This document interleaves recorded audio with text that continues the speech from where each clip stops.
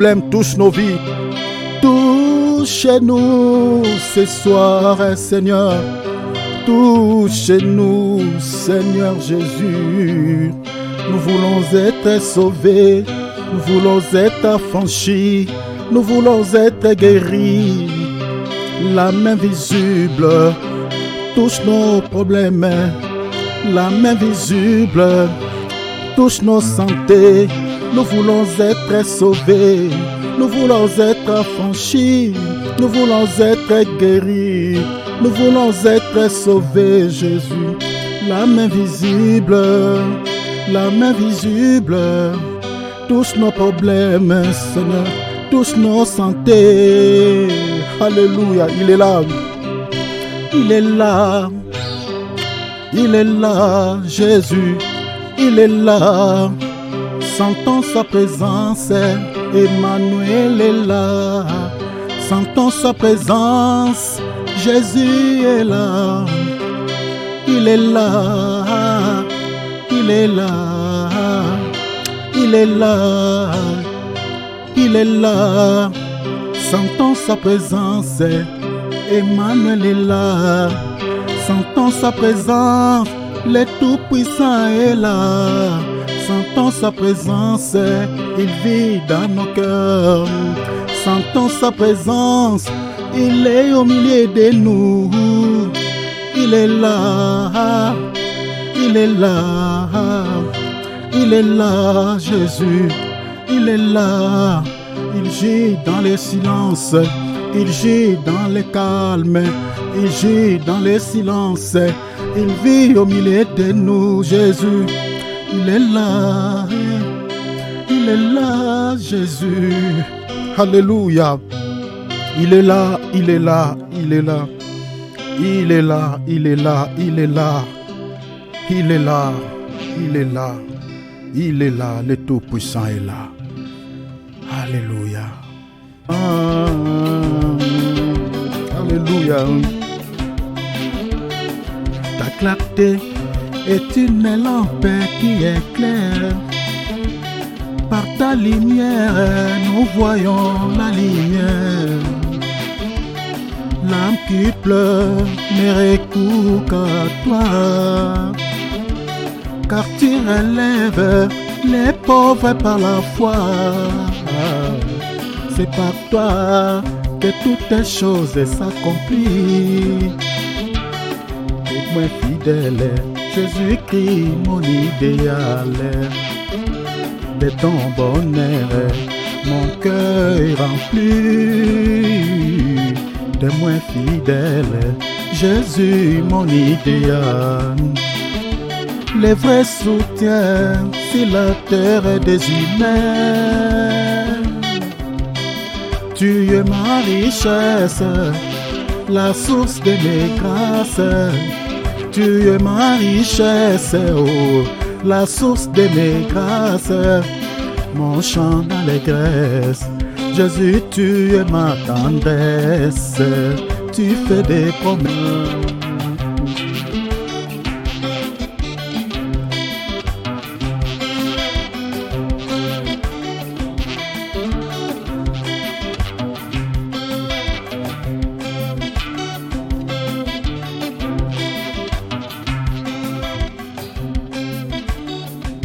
Merci, Papa.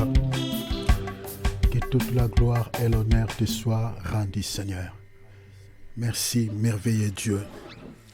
Merci, le Père de vie.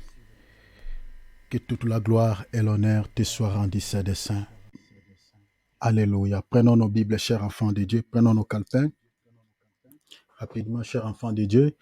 Nous sommes en train de continuer sur cette même thématique que nous avions commencé il y a déjà plusieurs mois. Donc, il y a déjà quelques mois. Donc, nous sommes en train de développer toujours ce thème que nous avons intitulé « D'où viens-tu? Où es-tu? Où vas-tu ?» Voilà. Et nous avons encore tiré un sous-thème par rapport à notre thème principal sur l'enlèvement. Nous allons parler sur l'enlèvement de l'Église. Chers enfants de Dieu, ayez l'habitude d'écrire, ayez l'habitude de vérifier tout ce que nous sommes en train de partager ensemble, c'est très important. Soyons comme des Béréens. La vie, les salis, passe par la connaissance de la parole des Écritures. Donc, la vie éternelle, ce n'est pas parce que tu pries beaucoup, ce n'est pas parce que tu gênes. Non, c'est par la connaissance. La Bible dit, les peuples périssent par faute de connaissance. Donc, si on n'a pas la connaissance véritable de ce Dieu, vous n'aurez jamais le salut. Comme il a dit lui-même dans Jean 17, il dit, la vie éternelle, c'est ceux qui te connaissent, toi, le vrai Dieu. Dans Jean chapitre 5, verset 39, il ajoute encore, il dit, vous sondez les Écritures parce que vous pensez de trouver en elles la vie.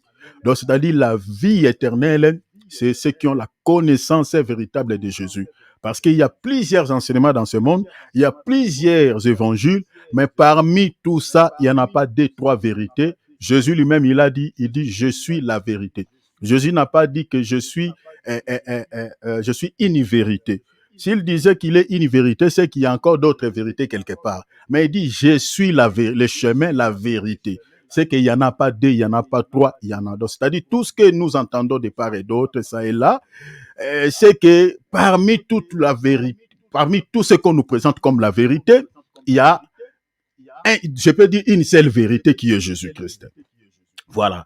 Alors, écoutez cet évangile et l'habitude de vérifier parce que beaucoup ne vérifient pas. Beaucoup disent toujours des amens. Moi, je dis des amens qui n'ont pas de sens, des amens qui n'ont pas de place. On dit amen si c'est que l'homme de Dieu dit, c'est la vérité. Même si on dit, bon, l'homme de Dieu est en train de donner son témoignage, ce qui est dans les voyages, il est en train de vous raconter les voyages qu'il avait effectués avec toute sa famille. Les gens sont en train de crier amen. Non, il raconte juste son voyage qu'il avait effectué. On dit amen dans la Bible, c'est tout un homme. Lisez les livres d'Apocalypse, vous allez voir qu'à chaque fois que Jésus parlait à Jean, il dit, voici ce qui dit l'amen. Donc, voici ce qui dit l'amen. Donc, l'amen n'est pas quelque chose, mais c'est tout un homme. Maintenant, quand on prêche l'évangile, donc si vous voyez dans l'enseignement, dans ce qu'on est en train de vous présenter, vous voyez l'amen passer, tu peux crier, ah, je l'ai vu. Amen. C'est comme ça on dit amen. C'est-à-dire, tu as vu Jésus parce que c'est lui l'amen. Apocalypse, il dit Apocalypse chapitre 1er, chapitre 10. C'est lui l'amen. Donc si tu le vois dans les messages, dans l'enseignement, tu as vu Jésus, tu peux dire amen. Quand je dis tu as vu Jésus, c'est que ce qu'on a dit là, c'est lui. Parce que la vérité, c'est la parole, c'est lui. Donc quand c'est qu'on vous prêche, c'est la parole de Jésus, c'est l'enseignement de Jésus, là tu peux dire amen. Mais si quelqu'un vous raconte des balivernes, il vous raconte des choses qui n'ont rien à voir avec la parole de Dieu, comment tu peux dire amen à ça? C'est impossible. C'est pour cela il faut avoir l'habitude. C'est-à-dire, pour dire amen, il faut que tu puisses avoir aussi une petite connaissance de la parole. C'est-à-dire, ayons l'habitude de méditer, ayons l'habitude de lire les Écritures. C'est très important. Ça va vous aider pour pouvoir comprendre un vrai enseignement et un faux enseignement. J'ai toujours dit que pour comprendre un faux billet, un faux billet, par exemple, je parle des billets monnaie, donc un faux billet de 100 euros ou 100 francs ou de $100, c'est-à-dire il faut déjà avoir au préalable la connaissance du vrai billet. Donc, si tu as déjà réussi la connaissance du vrai billet, tu sais déjà que le vrai billet de $100, voilà, ça se présente comme ça. Il y a des signes. Le vrai billet de 100 euros, c'est comme ça. Il y a des signes qui attestent que ça, c'est un vrai billet, ça, c'est un faux billet. Mais si tu n'as jamais réussi cette connaissance pour comprendre le faux billet et le vrai billet, donc on peut te présenter un papier coloré, 100 euros, et tu récupères, tu dis que aujourd'hui on m'a béni, alors que c'est un papier duplicateur qu'on a coloré. Vous voyez? Mais celui qui a la connaissance du vrai billet, lorsqu'il le touche, il dit, oh non, ça, c'est un papier. Ça, c'est un papier duplicateur qu'on a coloré. Donc, c'est pour dire que si tu as déjà réussi la vraie connaissance, quand on te présente une fausse connaissance, on te présente ce qui n'est pas la parole, directement, tu auras la connaissance de comprendre, ça, c'est un faux. Vous comprenez cela?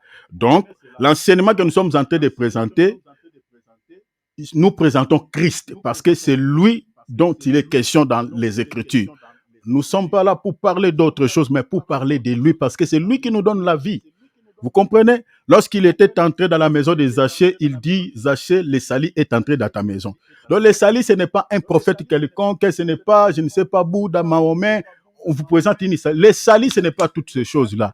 Le salut, c'est tout un homme. Celui qui s'est présenté devant Zachée, il dit, Zachée, le salut est entré dans ta maison. Alors, qui était entré dans la maison de Zachée? C'est lui. Donc, c'est lui le salut. Vous comprenez? Or, aujourd'hui, Jésus peut entrer dans la vie d'une personne via la parole. Vous comprenez? Donc, quand tu reçois la vraie parole, tu reçois Jésus. Vous voyez? Alors, il faut toujours chercher la vraie connaissance, il faut toujours chercher la vraie parole pour que tu reçoives les saluts. Donc, et l'habitude de lire la Bible, avoir l'habitude de méditer en particulier dans la maison, et aussi cette habitude de pouvoir aussi vérifier quand on partage la parole. C'est-à-dire, quand on donne un verset, ta Bible, tu mets ta Bible à côté, tu vérifies. Tu vérifies. Et l'habitude de noter aussi, c'est très important. C'est comme ça que les chrétiens du 1er siècle suivaient les messages, écoutaient les messages. Voilà. Alors, sans plus tarder, nous allons lire Genèse chapitre 5. Nous sommes en train de parler sur ce sous-thème que nous avons intitulé l'enlèvement. Mais avant que nous puissions lire Genèse chapitre 5, j'aimerais que nous puissions d'abord lire notre texte de base qui nous a conduit à cette thématique que nous sommes en train de développer sur l'enlèvement. Donc, nous allons lire d'abord Actes des Apôtres chapitre 10 parce que nous avons tiré ce sous-thème sur la grande nappe. Alors, lisons Actes des Apôtres chapitre 10. Nous allons lire le verset 16e. La Bible a dit, cela arriva jusqu'à troisième fois et aussitôt après, l'objet fut retiré dans les ciels. L'objet dont on parle ici, c'est l'objet qui était semblable à la grande nappe. Au fait, c'est la grande nappe. Alors, vous comprenez déjà que cet objet, la Bible dit, c'est-à-dire la grande nappe, était retiré du ciel, était retourné d'où elle était venue. Donc, on avait expliqué que cette grande nappe n'est rien d'autre que l'évangile ou la parole que nous écoutons aujourd'hui. Parce que si vous lisez à partir du premier verset, à partir plutôt du verset 10, la Bible dit elle était attachée par les quatre coins. Vous voyez, elle était attachée par les quatre coins. Nous avions expliqué que les quatre coins-là, c'est les quatre évangélistes qui nous ont présenté Jésus. Parce que c'est les quatre évangélistes, c'est-à-dire c'est Matthieu, Marc, Luc, Jean, qui nous ont présenté Jésus.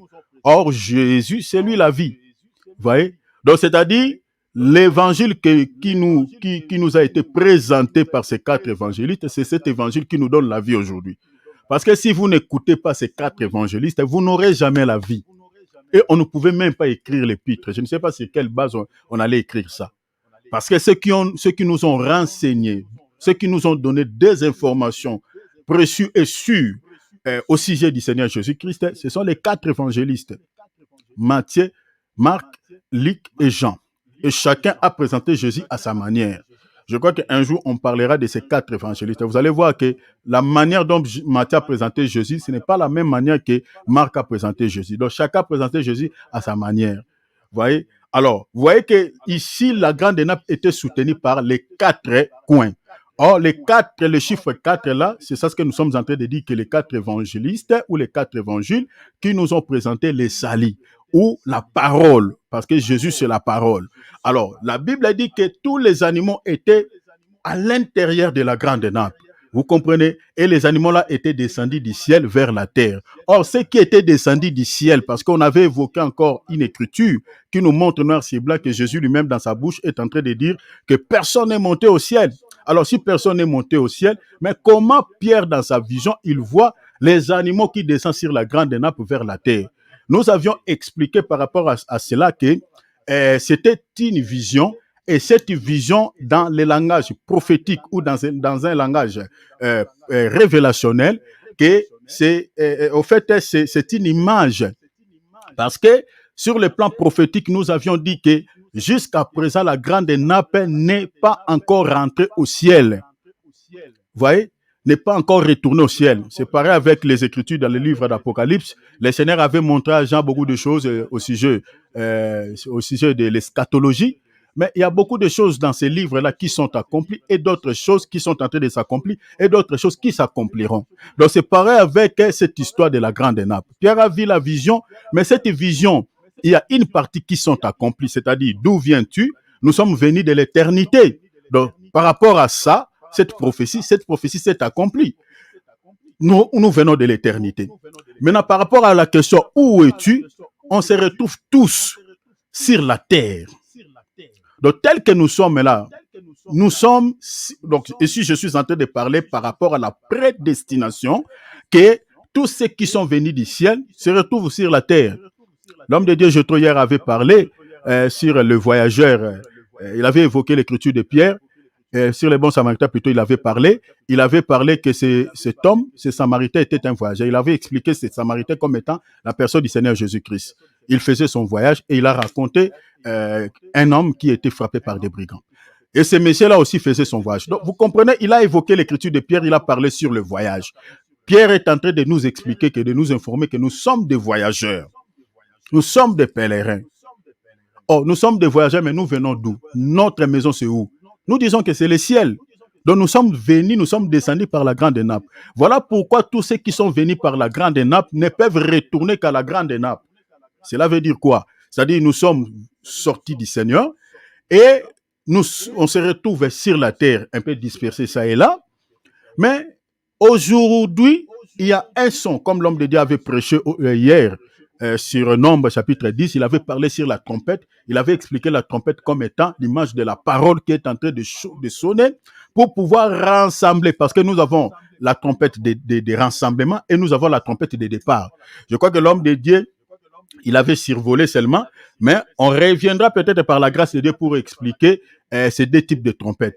Or, la trompette des rassemblements qui sonne aujourd'hui, cette trompette-là, c'est l'évangile que nous écoutons. C'est-à-dire tous ceux qui sont descendus du ciel par la grande nappe écoutent le son de la trompette des rassemblements et on se réunit autour de la grande nappe, c'est-à-dire autour de la parole. Tel que nous sommes là, nous sommes sur la grande nappe. Vous voyez? Nous sommes sur la grande nappe. Mais ceux qui n'ont jamais été descendus par la grande nappe ne peuvent jamais nous écouter et ne peuvent jamais se réunir autour de la grande nappe. Parce que nous, on se réunit à l'intérieur de la grande nappe pour pouvoir faire quoi? C'est-à-dire, on s'apprête, on se prépare parce que nous savons que la grande nappe ne restera pas définitivement sur la terre. La grande nappe va se retirer, va quitter la terre pour retourner au ciel.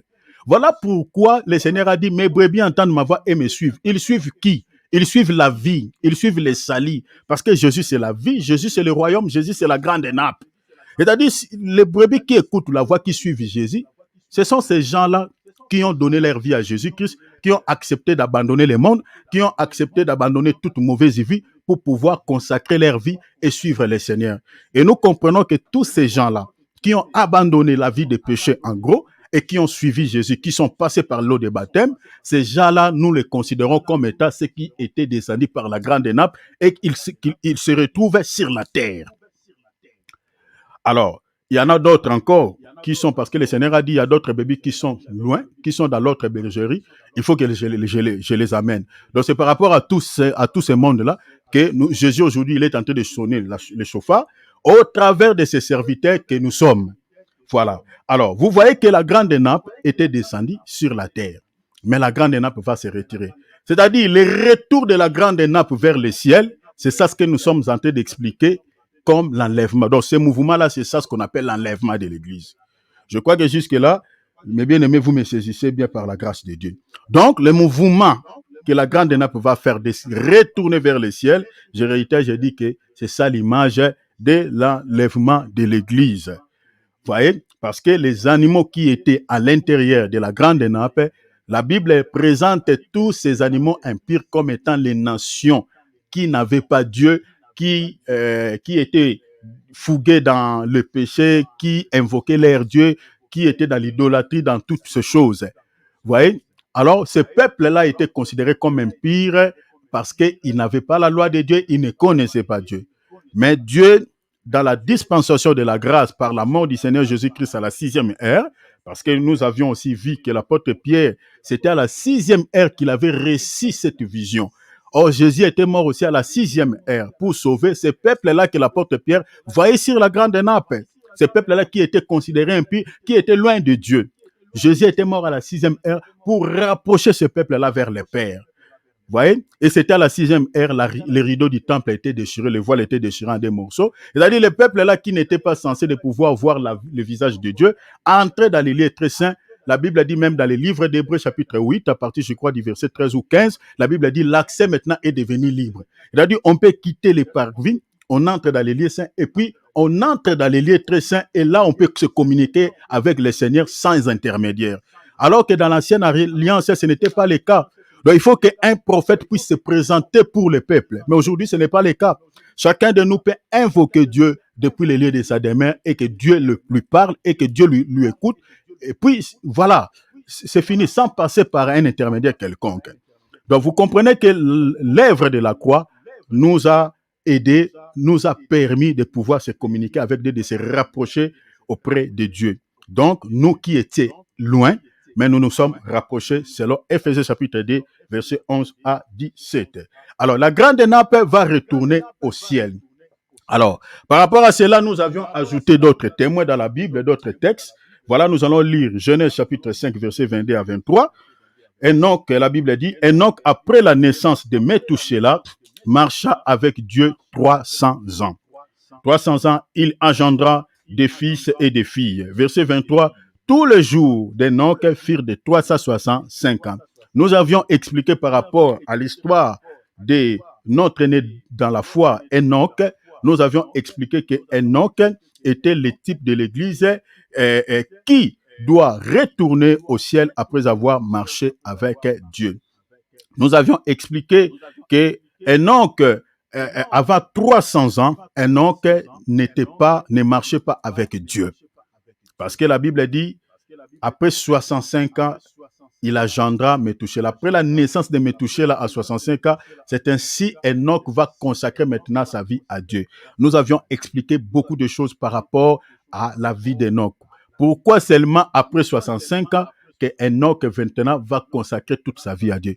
Et on avait vu tous ensemble ici que Enoch, pendant 65 ans, ne connaissait pas Dieu, ne marchait pas avec Dieu, mais les restes de sa vie jusqu'à sa mort, Enoch avait consacré ça à Dieu. Nous avions tiré une leçon spirituelle par rapport à ça. Nous avions dit que nous devons aussi offrir nos vies à Dieu, c'est-à-dire tous les restes de nos vies à Dieu comme Enoch.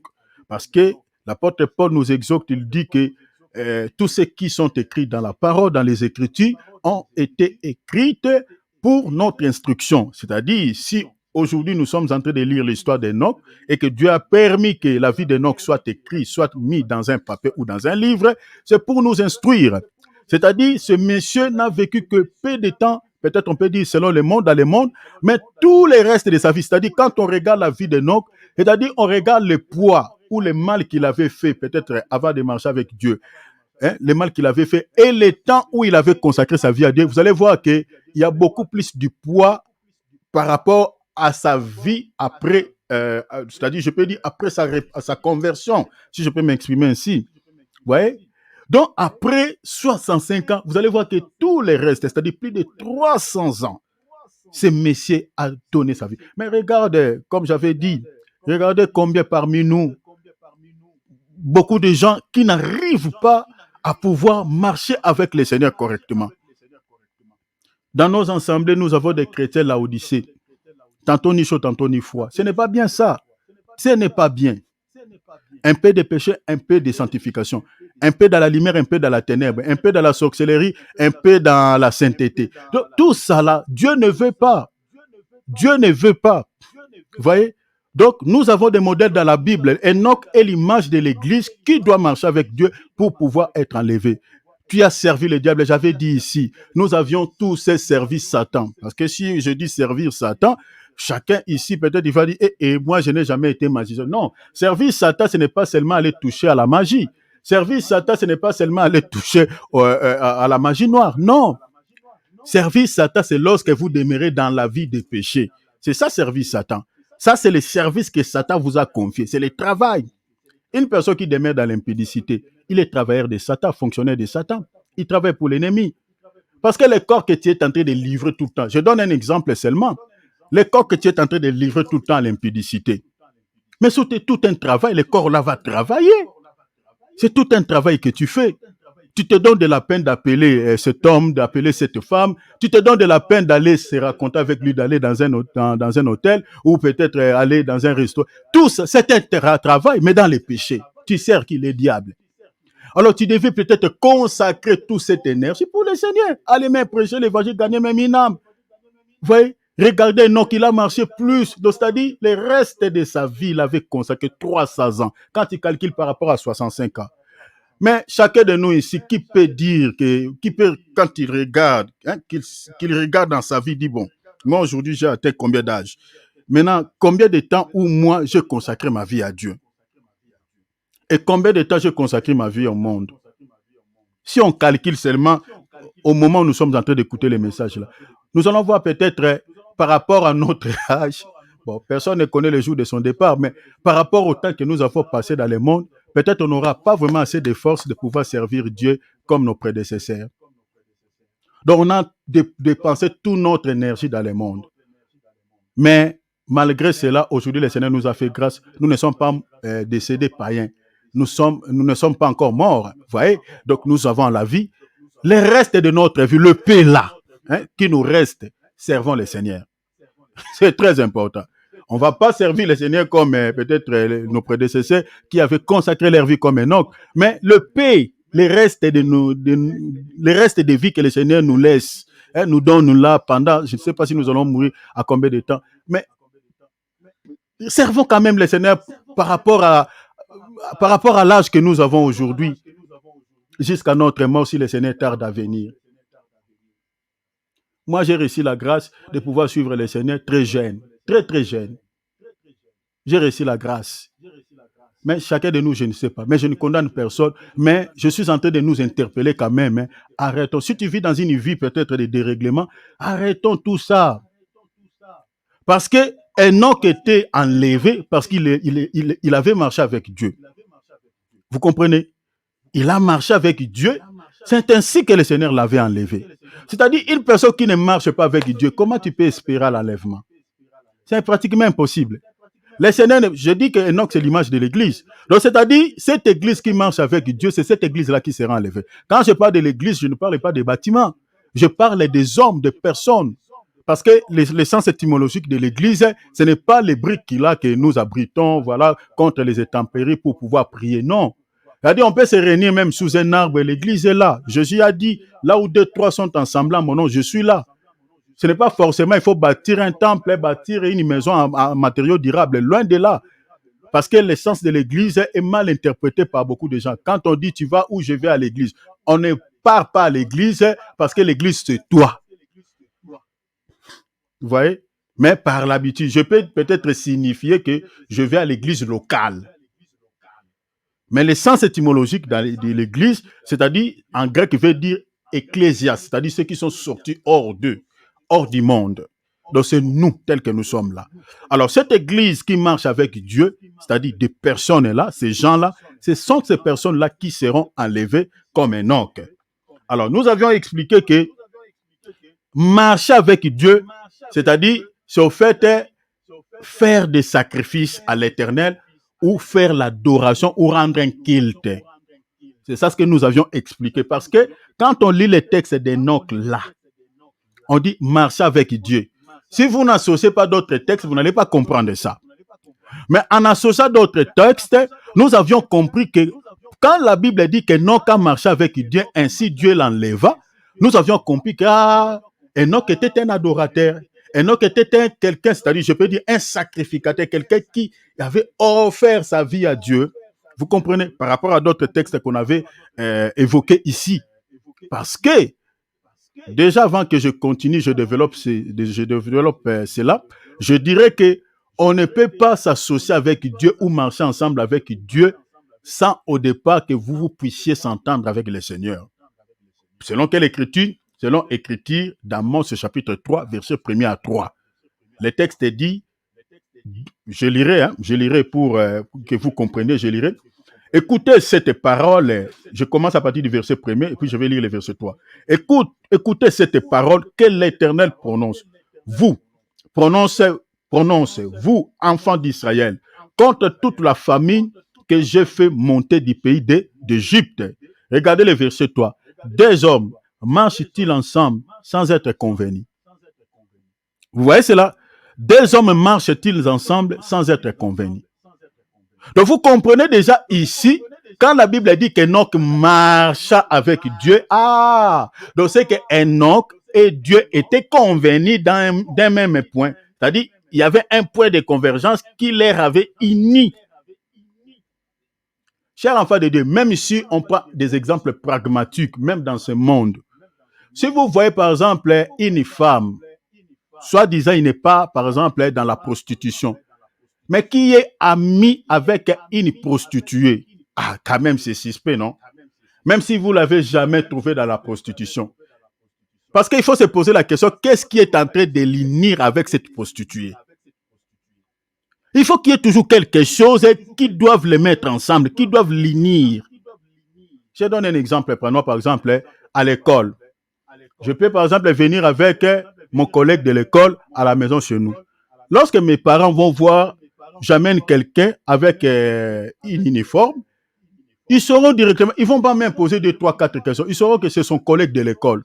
Donc, c'est-à-dire, ce qui est en train de me mettre en relation avec ces collègues-là, c'est quoi? C'est l'école. Donc, c'est l'école qui nous initie. Donc, quand vous voyez deux personnes marcher ensemble, c'est qu'il y a quelque chose. Tel que nous sommes là, qu'est-ce qui nous unit? C'est la parole. Donc, nous ne pouvons jamais être là sans la parole. On ne pouvait même pas se connaître. Donc, c'est la parole qui a fait que nous puissions se connaître. C'est la parole qui a fait que nous puissions être ensemble. Donc, c'est-à-dire, deux personnes ne peuvent jamais marcher ensemble s'il n'y a pas quelque chose qui les met en accord. Donc, nous comprenons quand la Bible dit Enoch marchait avec Dieu. Ah, c'est qu'ils étaient convenus d'un accord. Vous voyez, ils étaient convenus. Or, pour pouvoir marcher avec Dieu, Dieu est saint. Si toi, tu es dans l'impureté, vous pensez que tu dois marcher avec Dieu.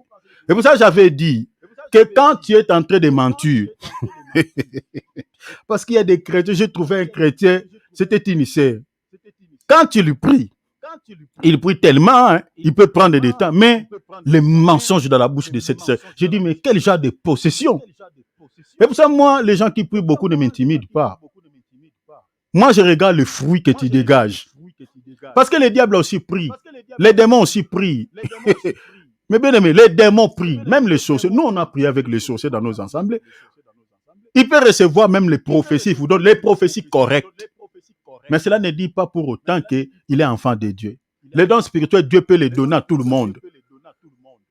Parce que les dons spirituels ne sauvera personne. Jésus a dit, plusieurs me diront, n'avons-nous pas prophétisé en ton nom? N'avons-nous pas chassé? Jésus dit, je ne vous ai jamais connu parce que vous étiez dans l'iniquité. Dieu peut donner même les dons spirituels à un sorcier. Ça peut vous étonner, ça peut vous embrayer dans l'église. Vous pensez qu'il est avec Dieu, mais il n'a pas Dieu. Parce que ce qui sauve, ce n'est pas les dons spirituels, mais c'est le fruit de l'esprit. Nous serons sauvés parce que nous avons manifesté les fruits. Et pour cela, il faut avoir l'habitude, il ne faut pas regarder une personne par l'apparence. Regarder une personne, voilà, parce que ce pasteur-là donne des prophéties, parce que cette sœur-là donne des prophéties. Les prophéties ne sauvent pas.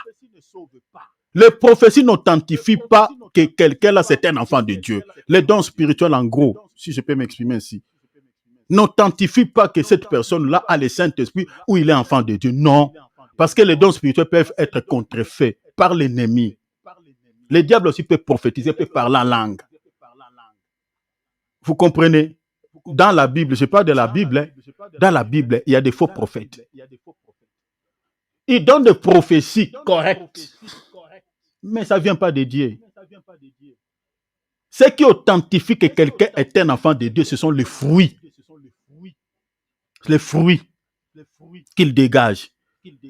Toi, tu es un enfant de Dieu, mais jusque-là, tu es encore dans la colère, tu es dans l'impudicité. Quand tu dégages le fruit de la chair, nous comprenons que tu n'as jamais été sauvé. Parce que si tu es enfant de Dieu, tu as le Saint-Esprit. Le Saint-Esprit à toi va porter quel fruit? Va porter le fruit de la chair, loin de là. Va porter les fruits de l'esprit. C'est-à-dire, si tu étais colérique, tu dois quand même changer. Tu deviens doux. Parce que parmi les fruits de l'esprit, Galates 5, 22, il y a la douceur. La douceur, c'est le contraire, c'est opposé de l'irritation, de la colère.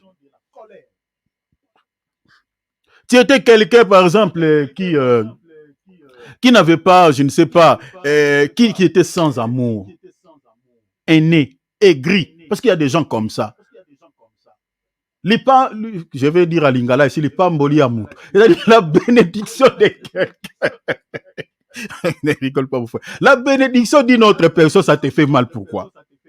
Dieu a béni, par exemple, une sœur d'un mariage. A béni un frère, par exemple, d'un bon travail. Mais tu verras quelqu'un, ça lui fait mal. c'est comme si lui ne mérite pas, c'est lui qui méritait cela. Il y a d'autres personnes qui sont comme ça. Il n'y a aucun lien avec cette personne, mais ça lui fait mal. Parce qu'il a trouvé un bon travail, parce qu'il a trouvé un bon mariage. Mais non. Alors, une telle personne ne peut pas être jamais un chrétien, ne peut pas se dire qu'il est un enfant de Dieu. Parce que le fruit que tu dégages, c'est le fruit de la chair, la haine, la jalousie. Vous voyez? Alors, donc, ce qui authentifie un vrai chrétien, c'est donc. Alors, Dieu ne peut pas marcher avec une telle personne. Donc, vous comprenez qu'Enoch, dans sa vie, il était convenu avec Dieu parce que Dieu est saint et ne peut s'associer avec quelqu'un qui accepte sa nature, la sainteté. L'apôtre Pierre dit, comme celui qui vous a appelé saint, vous aussi marchez saint dans toute votre conduite. Vous voyez cela? Donc, regardez, il y a des versets que je n'ai même pas préparés. Lisons cela quand même.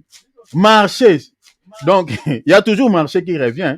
Lisons quand même 1 Pierre, chapitre 1er, verset 15. Regardez. Merci Seigneur pour tous ces passages que tu me donnes. Regardez, je suis dans les versets, je commence avec dans les versets 14. On dit, comme des enfants obéissants, ne vous conformez pas aux convoitises que vous aviez autrefois. Vous voyez la convoitise. Rappelez-vous, je vous avais enseigné ici qu'il y a 3 grands péchés qui caractérisent ce monde. 3 grands péchés. Parmi ces péchés, il y a la convoitise de la chair, la convoitise des yeux et l'orgueil de la vie. Ce sont les 3 grands péchés qu'on retrouve dans ce monde. Et c'est par rapport à ces 3 grands péchés que beaucoup rateront même le ciel. Ces 3 grands péchés. Donc, si vous n'êtes pas délivré de la convoitise de la chair et de la convoitise des yeux, ici surtout les serfs, surtout les femmes. Le diable joue avec beaucoup de nos sœurs par rapport à ces péchés.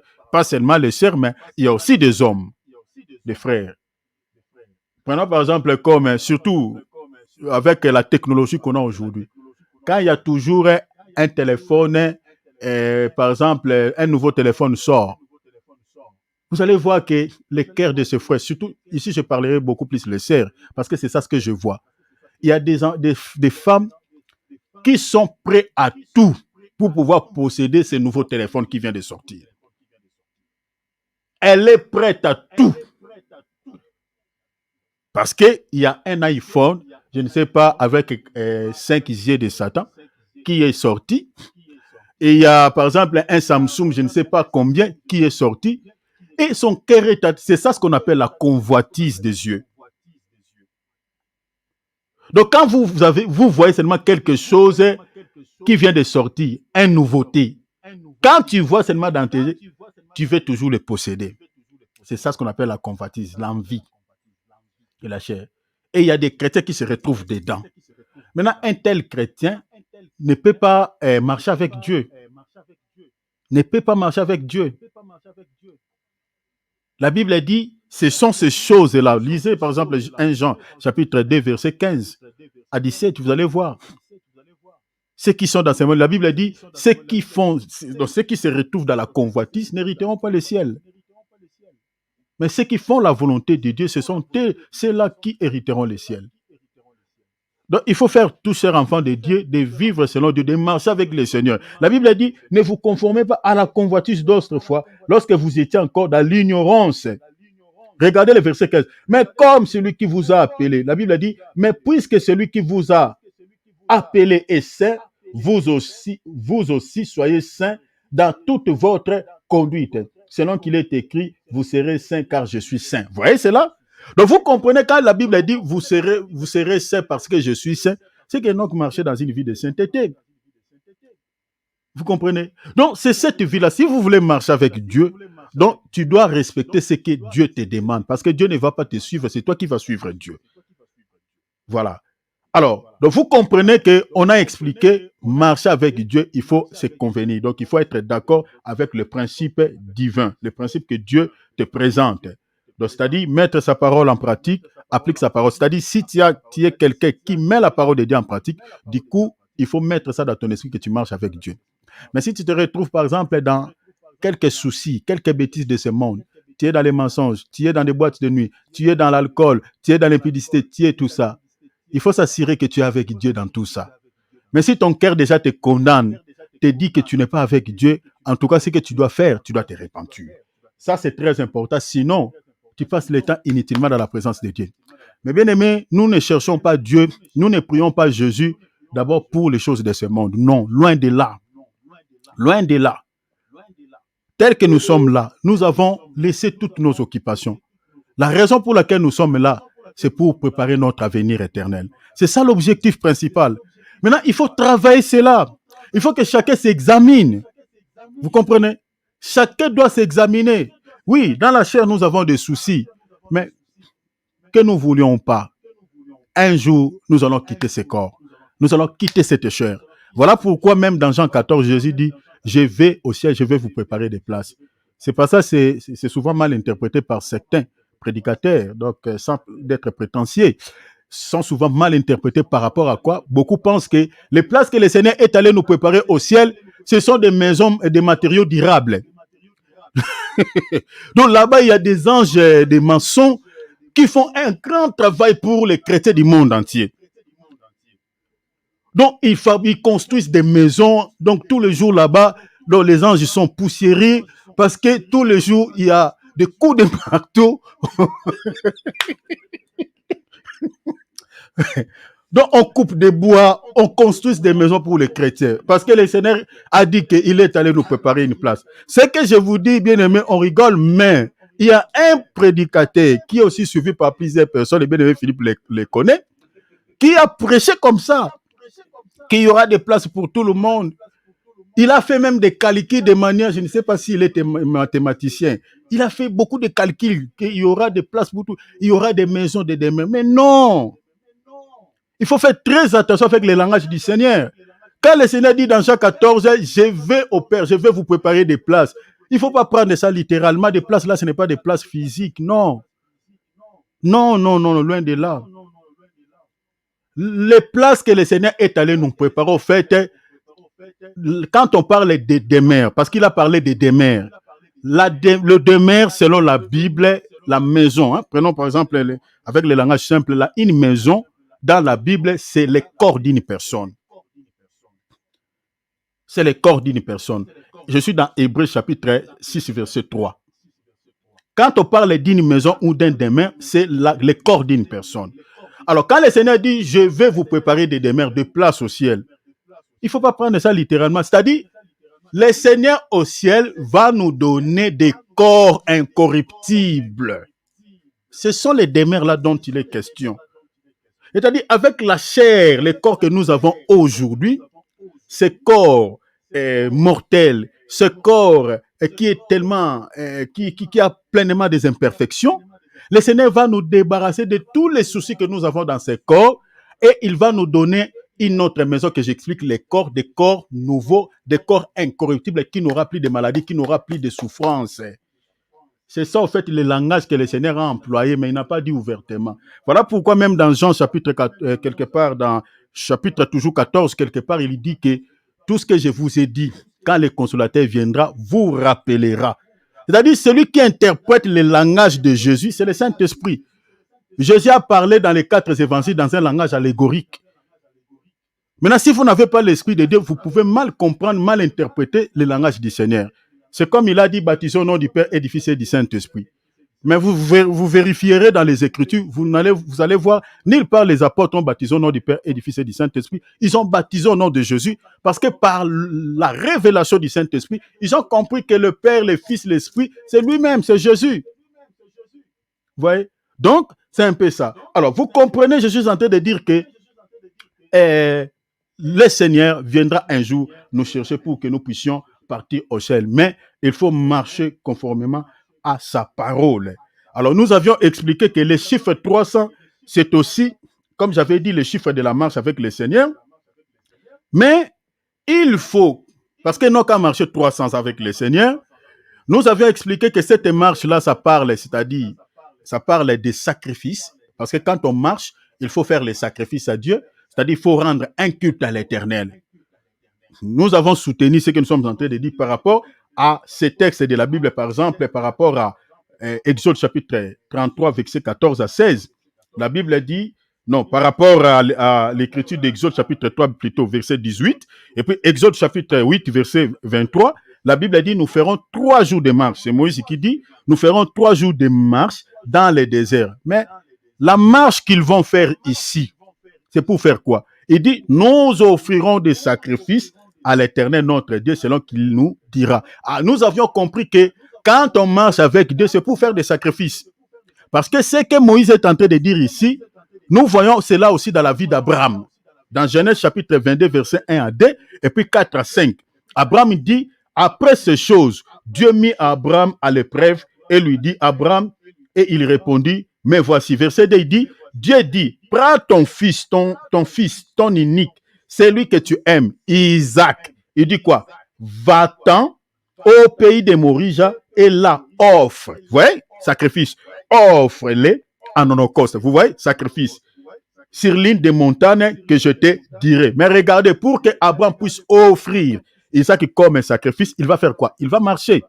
Mais regardez le verset 4, on dit, les 3 jours, le 3e jour, Abraham levant les yeux, le 3e jour, Abraham levant les yeux, vit les lieux de loin. Et Abraham dit à ses serviteurs, restez ici avec l'âne, moi et le jeune homme, nous irons jusque-là pour faire quoi? Pour adorer. Ah, nous comprenons que quand on offre à Dieu des sacrifices, c'est ça ce qu'on appelle l'adoration. Vous comprenez? Donc, quand on fait des sacrifices à l'Éternel, c'est ça ce que dit la Bible, l'adoration. C'est-à-dire, le fait qu'Abraham devait offrir son fils unique, Isaac, en sacrifice comme Dieu, cet acte-là, c'est ça ce qu'on appelle adoration. Mais pour que Abraham puisse pouvoir offrir Isaac comme sacrifice à l'Éternel, il devait faire quoi? Il devait faire 3 jours de marche. Vous comprenez? Or, l'Israël dans les déserts aussi devait faire 3 jours de marche pour pouvoir offrir à Dieu. Donc, nous avons compris par rapport à ces 2 textes que quand la Bible dit qu'Enoch marchait avec Dieu, nous comprenons qu'Enoch était un adorateur. Enoch avait sacrifié sa vie tout entière à l'Éternel. Donc, il était un adorateur. Donc, la vie d'Enoch pendant 300 ans, c'était un culte. Vous comprenez cela? C'était un culte. Or, selon toujours les critiques de Genèse chapitre 22, nous avons vu que Abraham devait offrir Isaac comme sacrifice à l'Éternel. Vous comprenez? Sacrifice à l'Éternel. Il devait marcher pour pouvoir faire les sacrifices à l'Éternel. Mais aujourd'hui, selon l'apôtre Paul présente Isaac comme moi et toi. On avait vu ça tous ensemble ici, dans Galates chapitre 4, verset 28. Il dit, pour vous, frères, comme Isaac, vous voyez, vous êtes enfants de la promesse. Donc, le véritable Isaac que Dieu avait demandé à Abraham de pouvoir offrir comme sacrifice, cet Isaac-là, c'est moi et toi, que nous devons s'offrir à Dieu. C'est pour cela ici, parce qu'il y a des chrétiens qui n'ont pas encore donné leur vie comme un sacrifice à Dieu. Vous voyez cela? Donc, Dieu dit à Abraham, offre ton Isaac. Or, l'apôtre Paul nous renseigne ici par la révélation divine que le véritable Isaac qui doit être donné comme un sacrifice, c'est nous. Galates 4, verset 28. Vous voyez? Or, quand on donne les sacrifices à Dieu, quand on adore Dieu, c'est ça marcher avec Dieu. C'est ça, c'est langage. C'est ça marcher avec Dieu. Vous vous rappellerez Romains 12, 1, l'apôtre Paul dit, je vous exhorte donc, frères. Donc, ici, il dit, je vous exhorte donc, frères. On peut dire, je vous exhorte donc, frères, comme Isaac. J'ajoute cela, comme Isaac. Par les compassions de Dieu, offrez vos corps. Vous voyez cela? Comme un sacrifice vivant, saint, agréable à Dieu, ce qui sera de votre part un culte. Vous voyez le mot culte, ça revient. Donc, bien aimé, c'est-à-dire accepter Jésus-Christ dans sa vie comme Seigneur et Sauveur. Mais bien aimé, il faut respecter tous ces principes. Donc, il faut que tu t'offres, que tu te sacrifies, que tu donnes ta vie entièrement, tout entière au Seigneur, que tu ne sois que pour le Seigneur. Parce que celui qui a accepté Jésus-Christ dans sa vie comme Seigneur, c'est-à-dire il appartient totalement à Dieu. 1 Corinthiens 6, 19 à 20. Tu appartiens totalement à Dieu. Donc, tu ne peux plus vivre comme ceux du monde. Tu ne peux... Parce qu'une personne qui s'est donnée comme un sacrifice à Dieu, c'est une personne, sa vie et la vie de ceux de ce monde se distinguent. Je vais soutenir ça par rapport à une écriture. Donc, c'est-à-dire une personne qui s'est donnée à vie comme un sacrifice, vivant, saint, agréable. Il y aura toujours une distinction entre sa vie et la vie de certaines personnes dans ce monde. prenons par exemple une écriture, je vais soutenir ça par rapport à cette écriture. Regardez par exemple Exode chapitre 3. Prenons Exode chapitre 33, verset 14 à 16. Regardez par exemple ici. Suivez bien cette lecture, hein, vous allez comprendre ce que je dis. L'Éternel répondit, je marcherai moi-même avec toi. Je marcherai. Avec qui? Nous sommes en train de parler que marcher, c'est ça l'adoration. C'est ça rendre un culte. Or, quand l'Éternel est en train de dire ici à Moïse que je marcherai avec toi, c'est-à-dire il va marcher avec Moïse, avec son peuple. Pourquoi il va marcher avec eux? Dans Genèse 3, nous avions vu qu'il va marcher avec ce peuple parce que ces peuples-là vont offrir des sacrifices à l'Éternel. C'est ça ce que vous devez retenir. Ici, l'Éternel maintenant affirme, il dit, je marcherai moi-même avec toi et je te donnerai du repos. Ah, bien me souvenir cela, je reviendrai. Donc, c'est-à-dire, quand on marche avec Dieu, la finalité, c'est que quoi? Dieu va te donner du repos. Voilà pourquoi Enoch, après avoir marché avec Dieu, Dieu lui a donné le repos. Parce que les véritables repos, c'est ça, Genèse chapitre 2, verset 2. Verset 1 à 2. Dieu se reposa de toutes ses œuvres. Dans le 7e jour, Dieu se repose. Oh, le 7e jour, c'est ça le repos. Oh, le repos, c'est ça même le royaume des cieux, c'est ça tout un homme. Je suis dans Hébreux chapitre 4, verset 1er. Craignons donc, tandis que la promesse d'entrer dans son repos subsiste encore, et qu'aucun de vous ne paraisse être venu trop tard. C'est ça ce qu'Hébreux dit. Donc, c'est-à-dire, la promesse d'entrer dans son repos, oh, le vrai repos que nous allons tous entrer, c'est le ciel. Là, on n'aura plus de maladies, on n'aura plus de soucis, on n'aura plus des inquiétudes. On n'aura plus de maux de tête, de bibons, on n'aura plus tout ça. C'est fini, la mort n'existera plus. C'est ça le vrai repos. Maintenant, ici, pour que Dieu puisse accorder le repos à quelqu'un, il faut qu'il marche avec cette personne. C'est pour cela ici, il dit, je marcherai moi-même avec toi et je te donnerai du repos. C'est ça ce qu'il a. Donc, cette parole, le Seigneur l'a accompli dans la vie d'Enoch. Maintenant, il ajoute, il dit quoi? Verset 15. Moïse lui dit, si tu ne marches pas toi-même avec nous, Moïse maintenant, il associe lui et le peuple. Si tu ne marches pas toi-même avec nous, qu'est-ce que Moïse dit? Ne nous fais point partir d'ici. Verset 16. Comment sera-t-il donc certain que j'ai trouvé grâce, donc certain que j'ai trouvé grâce à tes yeux, moi et ton peuple? Ne sera-ce pas quand tu marches? Ah! Donc, une personne qui a trouvé grâce aux yeux de l'Éternel, c'est quelqu'un que le Seigneur l'accompagne dans la vie, que le Seigneur marche avec lui.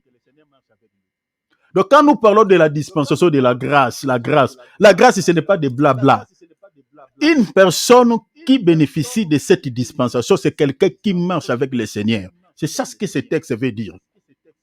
Moïse, je répète ce que Moïse dit, verset 16, il dit, comment sera-t-il donc certain que j'ai trouvé grâce à tes yeux, moi et ton peuple?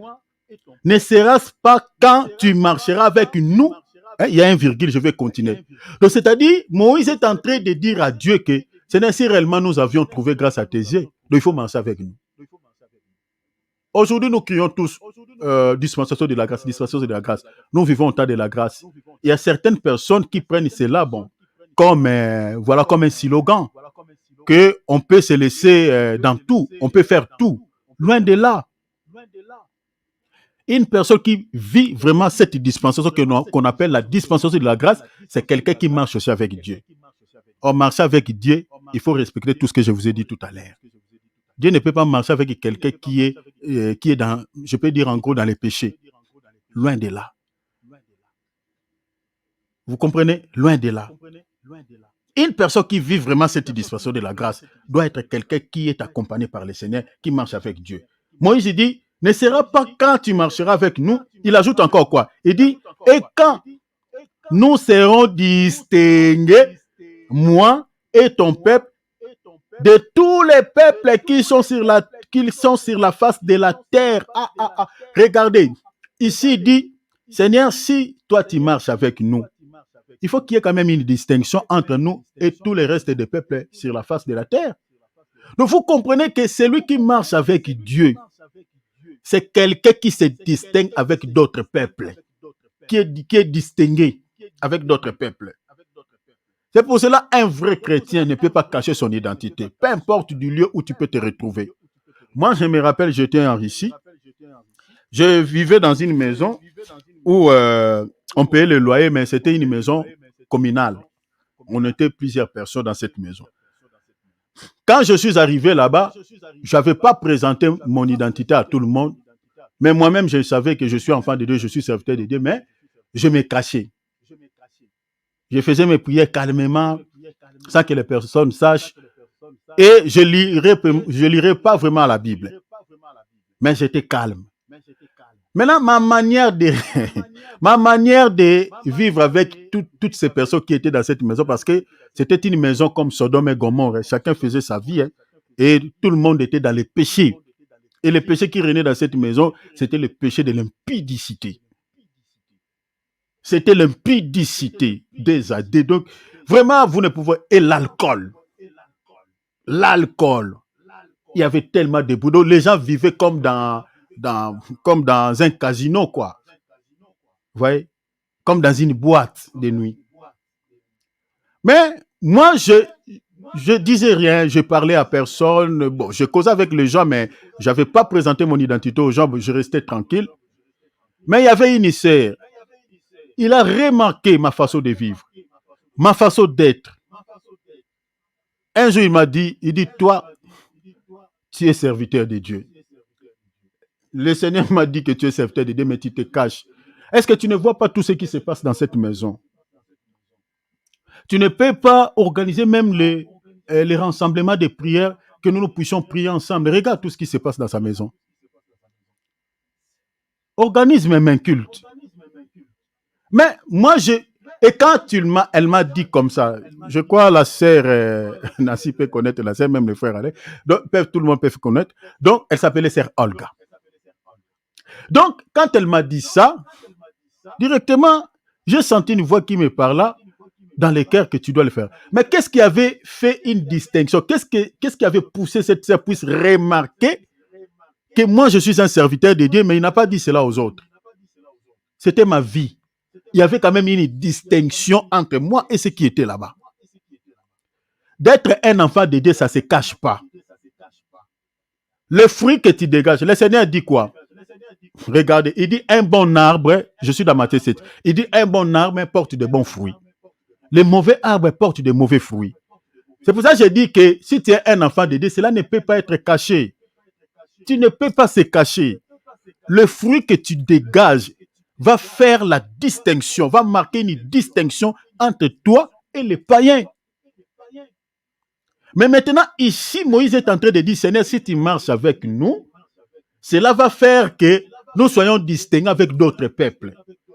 Une personne qui marche avec Dieu, sa vie va se distinguer avec les autres. Vous n'avez pas posé à lui demander beaucoup de choses.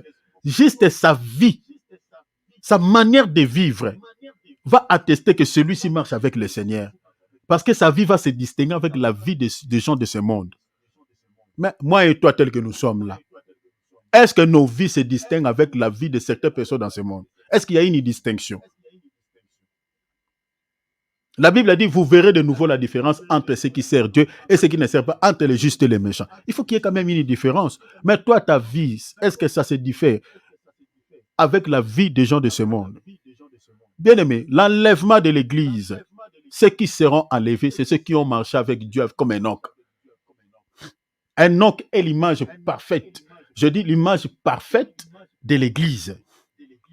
Une personne qui n'a jamais marché avec le Seigneur, une personne qui n'a jamais donné sa vie comme un sacrifice à Dieu, auquel sa vie ne se distingue pas avec les habitants de la terre, ne peut pas espérer l'enlèvement. Non. Non. Non, non. Ce message est venu pour nous interpeller tous. Pourquoi? Parce que l'enlèvement de l'Église aura lieu très, très, très bientôt. Très, très, très bientôt. Attendez quand je toucherai sur les signes qui caractérisent que nous sommes c'est-à-dire, le Seigneur est tout proche de la porte. Quand je toucherai sur ça, vous allez comprendre, chers enfants de Dieu. Je vous démontrerai A plus B, avec quelques informations que je vais recueillir à travers le monde, ce qui se passe dans le monde. Vous allez comprendre que nous sommes bel et bien à la fin. C'est le temps de pouvoir retourner sur la grande nappe. Si tu avais quitté la grande nappe, rentre Parce que très bientôt, la grande nappe va se retirer vers le ciel. Va se retirer. C'est-à-dire retourner dans la parole, vivre selon la parole. Parce que le Seigneur ne viendra pas chercher des hommes. Le Seigneur va venir rechercher, c'est-à-dire sa parole. Il va retirer la parole de la terre. Mais maintenant, si toi tu vis dans la parole, quand le Seigneur va retirer la parole, tu vas partir avec lui. Retourne. Oui, on s'inquiète pour quelques soucis. Bien aimé, les soucis que nous avons quant à la chair ne finiront jamais. Ne finiront jamais. Mais cela ne dit pas pour autant qu'on ne va pas prier pour ça. Non, on va prier. Mais nous devons plus donner plus du poids sur notre salut éternel. Ça, c'est très important. Il n'y a pas à comparer avec une vie sans fin, cher enfant de Dieu. Il n'y a pas. L'enlèvement de l'église, si vous ratez, c'est fini. Vous avez perdu quelque chose de plus précieux. C'est fini. C'est pour ça qu'il faut travailler là-dessus. Il faut travailler.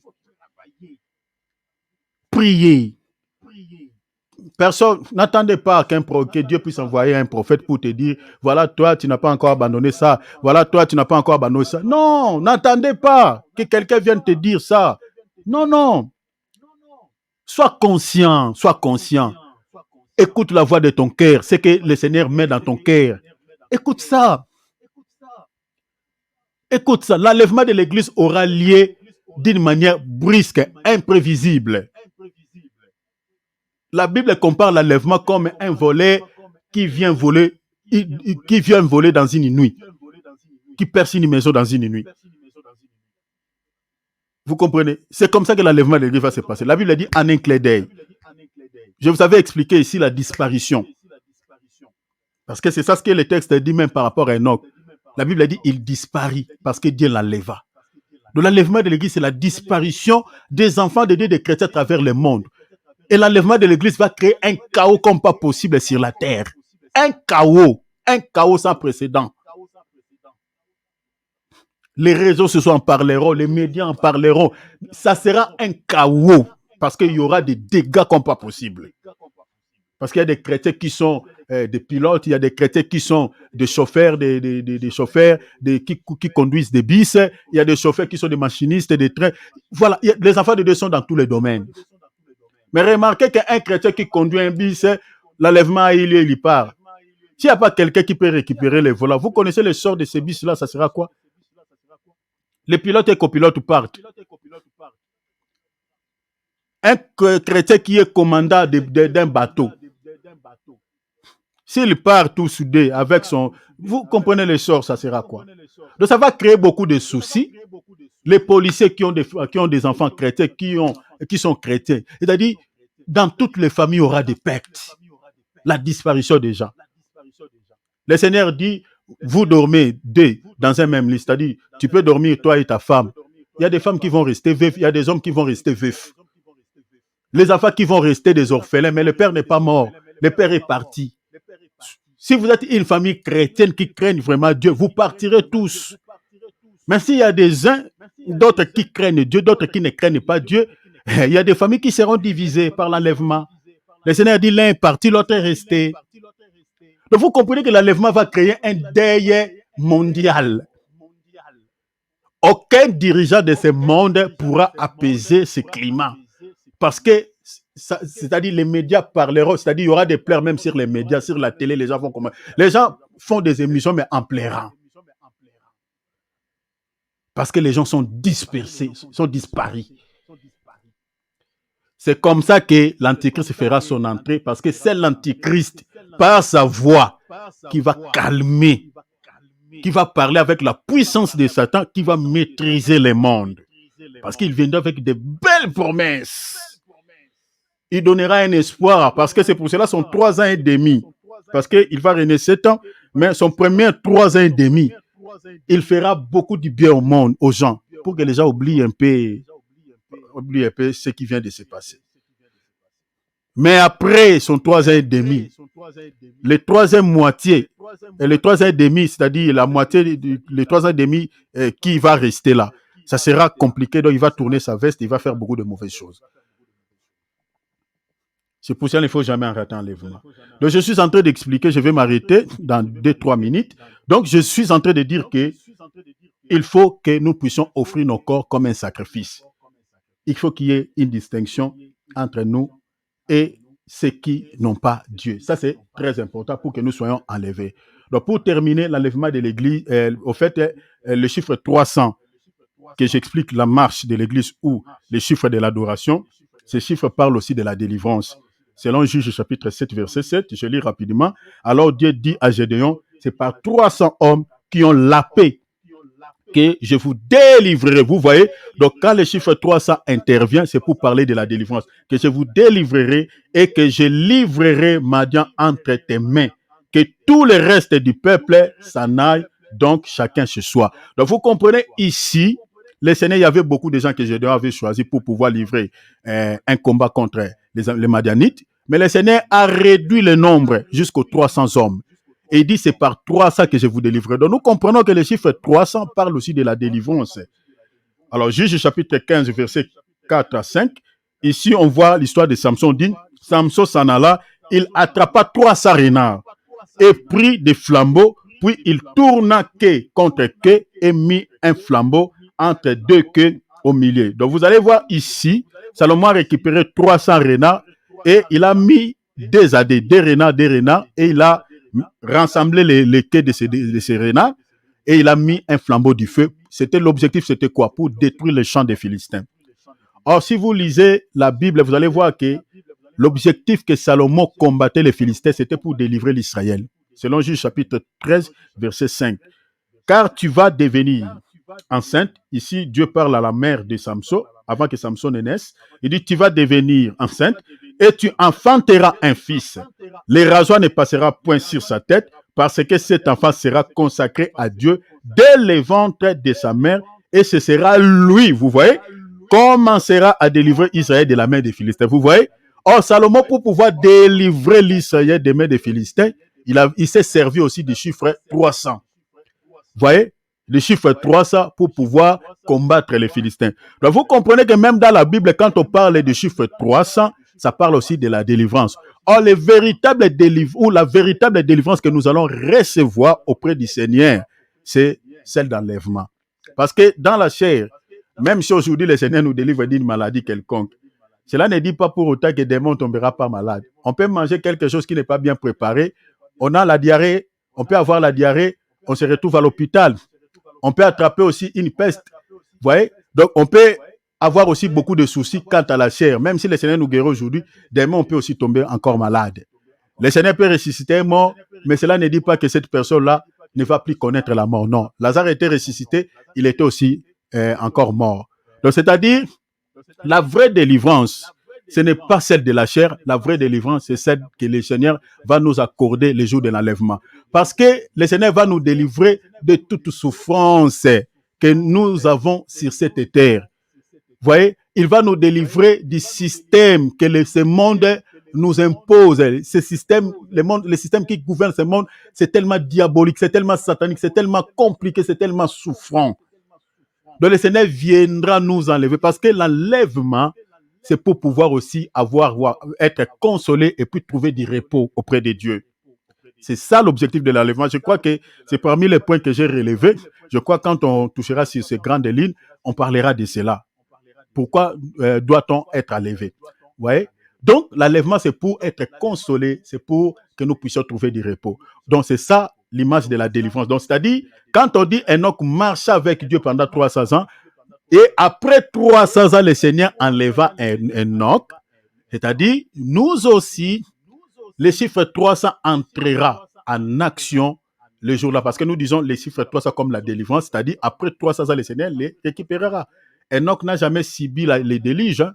Vous comprenez? Parce qu'après Enoch, il y a eu Noé, tout ça, les gens de ce temps-là, c'est-à-dire Noé et c'est-à-dire Enoch et les grands-pères de Noé. Vous voyez, les grands-pères de Noé. Donc, ils pouvaient aussi connaître les déluges. Mais le Seigneur l'enleva avant les déluges.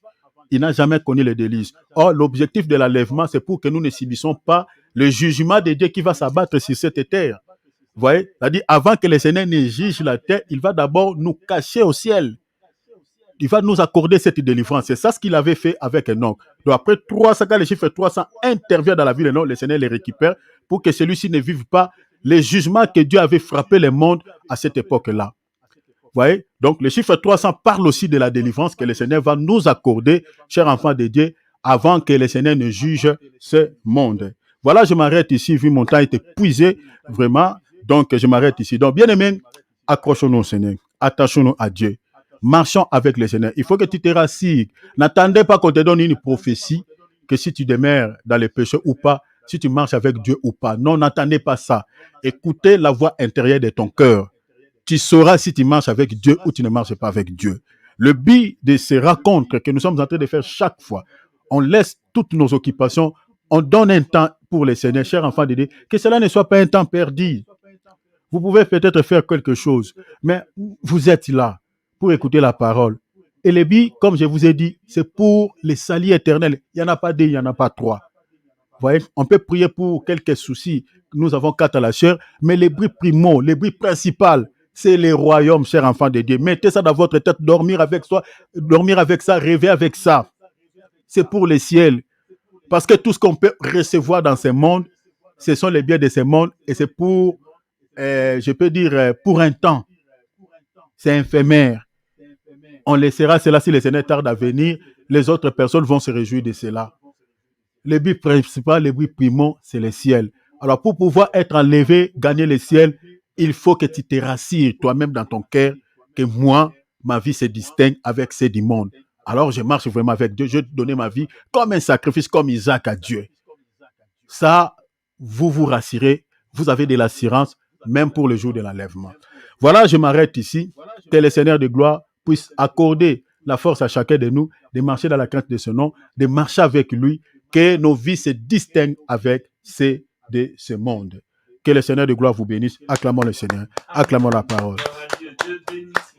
Amen, amen, amen. Ouvrons nos micros, manifestons-nous. Acclamons le Seigneur. Acclamons le Seigneur. Alléluia. Acclamons le Seigneur. Acclamons le Seigneur. Alléluia. Gloire à Dieu.